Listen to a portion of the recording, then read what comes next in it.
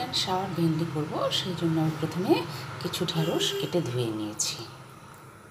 এছাড়া মিক্সারের বোলটার মধ্যে কিছু রসুন দিয়ে দিলাম আর কাঁচা লঙ্কা দিয়ে দিয়েছি,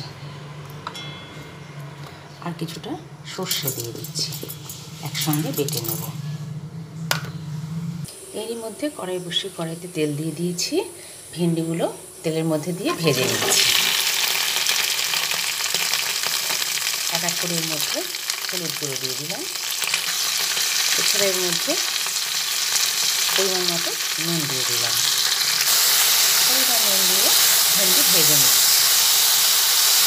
এর মধ্যে একটা পাত্রে কিছুটা তেঁতুল দিয়ে তেঁতুলটা আমি একটু জলের মধ্যে গুলে নেব। তেঁতুলটা দিয়ে দিলাম, তার সঙ্গে জল দিলাম, জলের মধ্যে এবার এই তেঁতুলটা গুলে রেখে দিলাম। ভেন্ডিটা ভাজা হয়ে গেছে, এবারে ভেজে ভেন্ডিগুলোকে আমি তুলে ফেলে ওই কড়াইয়ের মধ্যে তেল দিয়ে দিলাম।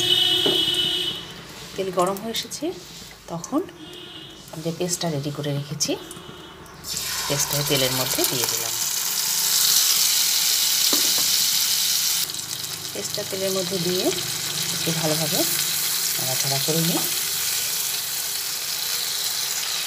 এরপরে আমি এর মধ্যে 1 চামচ চিনি দিয়ে দিলাম,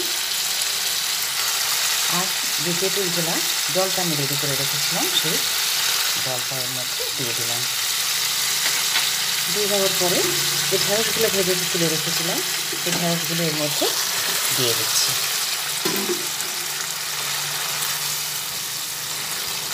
আপনি এইভাবে সুইট অ্যান্ড সাওয়ার ভেন্ডি করে দেখবে, খেতে ভীষণ ভালো হয়। বেশ একটু টক টক মিষ্টি মিষ্টি স্বাদটা হয়, ভীষণ ভালো লাগবে খেতে। যদি আমার এই রান্নাটা ভালো লাগে অবশ্যই লাইক, শেয়ার এবং কমেন্টস করে আর সাবস্ক্রাইব করে আমার পাশে থাকবে। রান্নাটা রেডি করে নিলাম, সুইট অ্যান্ড সাওয়ার ভেন্ডি।